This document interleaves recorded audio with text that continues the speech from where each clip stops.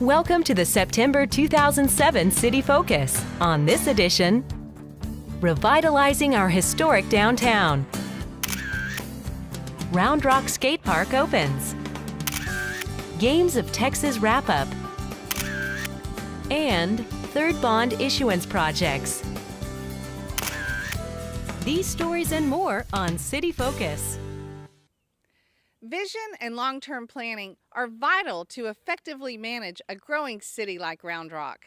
So every summer, our City Council takes a 2-day retreat to set policies and provide strategic guidelines necessary to enhance our quality of life. In recent years, our City Council retreats have produced some incredible results. In 2003, the Council targeted destination retail as an economic development strategy to diversify our sources of sales tax revenue. 3 years later, Round Rock Premium Outlets and IKEA opened for business here. In 2005, the Council saw potential budget deficits on the horizon. The next year, the City embarked on a massive public input effort to make sure we were offering the services citizens wanted and could afford. We've planned, we've visioned, and we've talked about long-range things in the retreats since '02, but we've actually come out with action plans and actually went to work. At this year's retreat, redevelopment was a prime topic of discussion, in particular the downtown area. Prior to the retreat, council members visited other cities to get a first-hand look at their successful redevelopment efforts. It was a great exercise, and it really showed us the potential that other cities have utilized, and then we start thinking about downtown Round Rock. To walk through downtown Round Rock is to walk through history. These historic buildings have seen a Wild West shootout. They've housed a broom factory, a cheese factory, and were once the home to the city's only grocery store and pharmacy. Today, these historic buildings house offices, restaurants, and retail businesses. The Council's vision is for this historic area to be the hub of a dynamic town center with a mix of retail, entertainment, residential, and commercial uses. Redevelopment expert Dan Burden, who spent 2 days studying the downtown area earlier this summer, said Round Rock has as much potential as any community in the country. In order to be successful with this, we really have to kind of start thinking outside the box to be real successful. And we have to be flexible in our zoning. We need to take a look at some creative ways to get the financing. And it's not only going to be public financing, it'll be private financing. We need to be able to provide infrastructure, new infrastructure, improved and adequate infrastructure for it to be attractive to our private investment dollars. The next step required to make the redevelopment of downtown a success will start with the City Council setting the parameters for the planning process. The first thing we need to do in the downtown is have the council sit back and give some real guidance, some real guiding principles on how the development will move forward. And with that in mind, then it needs to be an open dialogue with the people of the community at large, the businesses downtown, the property owners downtown, and the development community overall. We'll keep you up to date as this exciting project moves forward. Next month, we'll look at some other City Council priorities from this year's retreat.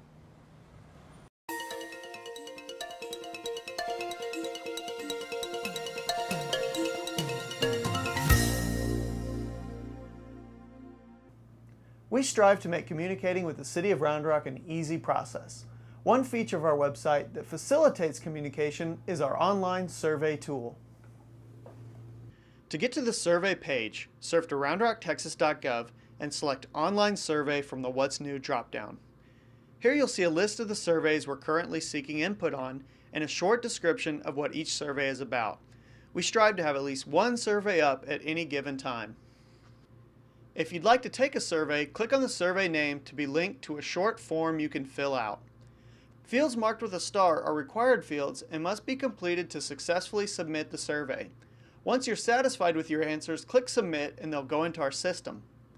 Results are used internally to gauge public opinion and are sometimes made public after the survey is closed.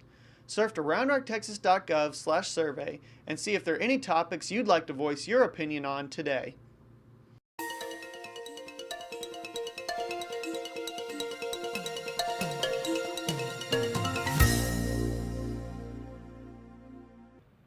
The Round Rock Public Library has had quite a summer. Book buccaneers sailed away with books. Round Rock Reads was a great success, and we opened a dedicated space for teens right in the library. During this year's popular summer reading program, over 2,600 children, teens, and adults joined in to read at least 25 books or 5 hours. Almost 10,000 people poured into the library to enjoy one of the many programs offered throughout the summer. All of our pirates did a great job reading this summer, and a special thanks goes to our teen volunteers for helping make this year's program a success. We also held our first annual Round Rock Reads program, where the citizens of Round Rock were all invited to read and discuss the same book. The book for this year's program was The Devil's Highway by Luis Alberto Urrea. The Round Rock Reads programs were a great success this year, and we hope to do better next year. The same day we announced the winner for the Round Rock Reads program, we opened the teen room in the library. This room, located on the first floor of the library, is dedicated to teen use and has some cool amenities. We've got some internet stations to help relieve the crowding on the internet stations that are upstairs. For the special events and things, we've also got a PS2 that we've got, a large screen TV for the movie nights that we're going to have. It's been a great summer, and we look forward to providing more fun and interesting activities at the library in the coming months.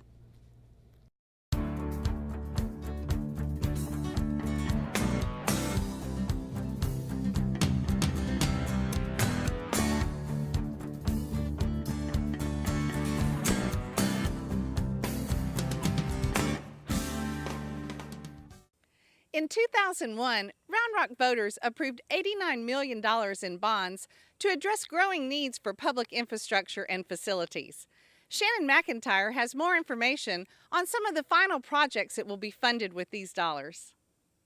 In July, the City Council issued $35 million in bonds in the third and final round of general obligation debt authorized by voters in 2001.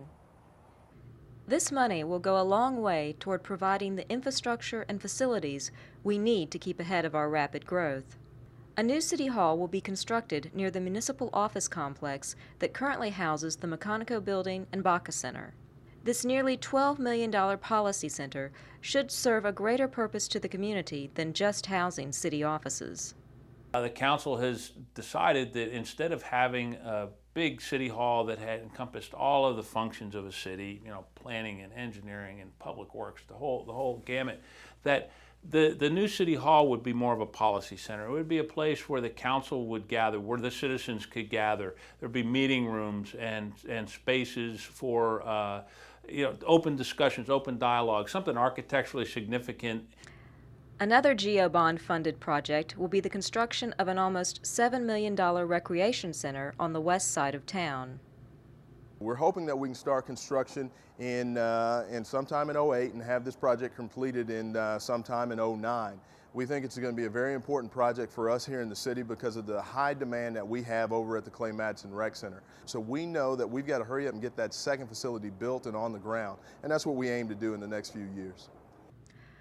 A large chunk of this issuance is designed to keep our public facilities in tip-top condition. Over $14 million of this issuance is dedicated to street, drainage, and stormwater improvements. The 1-cent impact on the city property tax rate due to the projects in this issuance is in line with what we predicted in 2001.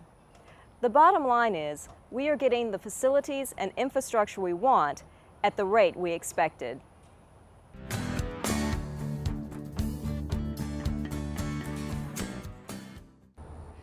Guess what's new in town?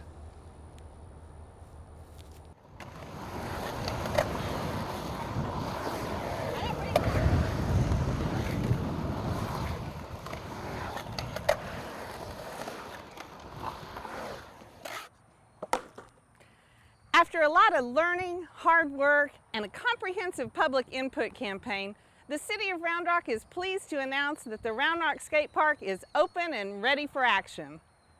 Skateboarders from all across Central Texas flocked to the City of Round Rock for the official skate park grand opening on July 20th. After local skateboarder George Vega broke the ribbon, the party got rolling, literally. There was food and drink from local vendors, music, and skateboard contests. The park was built in 2 phases. The Bowl was the first phase and was completed in February by Seattle-based skate park builder Grindline Skate Parks. Austin-based Ideal Skate Parks completed the street section in July. We know it's been a long time coming for everybody, but we're real excited with how the park turned out, and we just look forward to the skateboarders getting out and enjoying it and using it. The 14,000 square foot facility features a bowl section with an oververt pocket and a cradle, and a street section featuring ledges, rails, and banks. The skate park is free to use and open to the public daily from 6 a.m. to 11 p.m. and features lights for skating after the sun goes down. The skate park's located behind the Clay Madsen Recreation Center at 1600 Gaddis Road. For more information on all of our parks facilities, check out roundrocktexas.gov/parksandrec. Now that the medals have been won and the athletes have returned home, we can take a look back at the AT&T Games of Texas. Terry Wagoner has the details on the success of the games over the past 2 years. Round Rock partnered with Williamson County and the cities of Cedar Park, Georgetown, Leander, Hutto, Brushy Creek Mud, and Fern Bluff Mud to host 2 fantastic years for the AT&T Games of Texas. The AT&T Games of Texas gave us the unique opportunity to showcase our sports facilities and make a powerful, positive impact on our local economy. In 2006, 7,500 athletes took part in the games, and this year, over 8,300 geared up for some friendly competition. These athletes and their families spent more than $15 million in our county over the last 2 years. A great deal of the success of the Games of Texas is owed to the hardworking volunteers that dedicated their time and effort. When you talk about the city workers that stepped up and really made the Games of Texas a success, it was due to just about every department here in the city, from police to fire, parks and rec, purchasing, on and on. And those are the things that really made this game special. And when you start talking about a unique group of folks, that's definitely the city of Round Rock and the staff that we have. We all come together and we pull off events. The AT&T Games of Texas will go to San Antonio in 2008, but the city of Round Rock will continue to host top-notch sporting events to further solidify our reputation as the sports capital of Texas.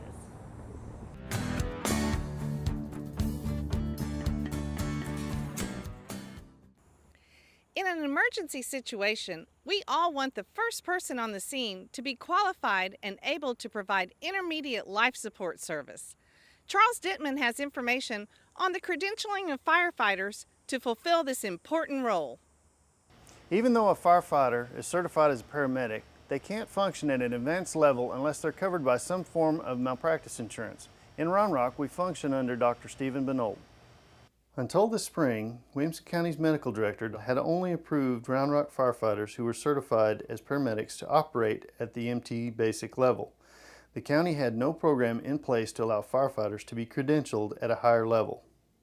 In the past, as basics, we were very limited in what we can do for the patient before EMS arrives.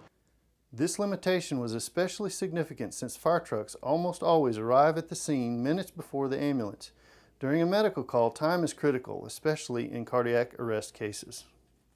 As advanced providers, aside from just administering IV drugs, we can also add something to the AHA recommended CPR cycles, such as epinephrine to get the heart started again. We can also secure the patient's airway using a combi tube. Those are things we were not allowed to do before, but now, having gone through the program, we can provide that kind of service to the patient before EMS gets there, and it will save lives in the long run. In order to credential Round Rock firefighters, the county set up a program that requires certified paramedics to ride out on ambulances for 3 months. Medical calls are so much of what we do on a normal daily basis that this advancement will help improve the quality of care to our citizens.